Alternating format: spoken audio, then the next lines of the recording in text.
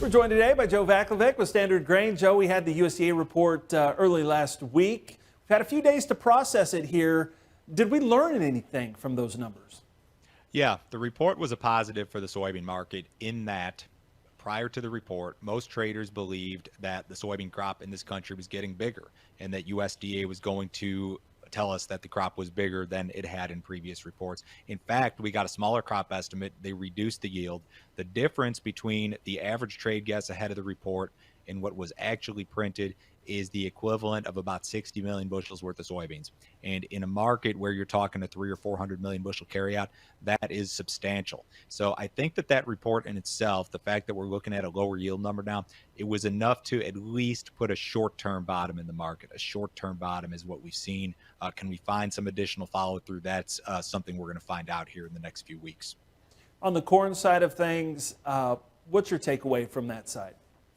I didn't really see much in the report in regard to corn to get excited about. We've still got a fairly tight situation domestically.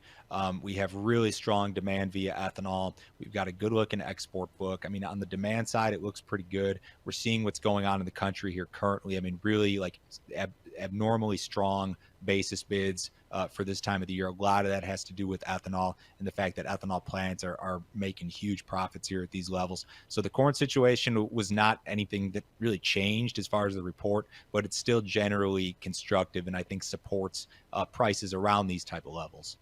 We got about 25 seconds here. Tell me, where do we go from here? What should we expect over the next month and a half? Well, in terms of, fundamental items, South American production, what does the weather situation look like? They're off to a really good start. They've got all the potential in the world for record soybean crops, record corn crops in Brazil. Argentina is another thing to pay attention to, similarly, on a lesser scale than Brazil. The other thing would be demand. I mean, can we get back any of this export business in soybeans and in corn, for that matter, that we lost as a result of that hurricane? We lost a good 6 weeks worth of shipments largely. And can we make that ground back up? In corn, I think we can in terms of shipments. In soybeans, I think USDA kind of conceded that a lot of that's gone and probably not coming back. All right. Well, it'll be something to keep an eye on. Appreciate it, Joe. Thank you as always for your insights. We'll be back for more Ag Day coming up in just a minute. For more information about Standard Grain and its services, call Joe at 312-462-4438.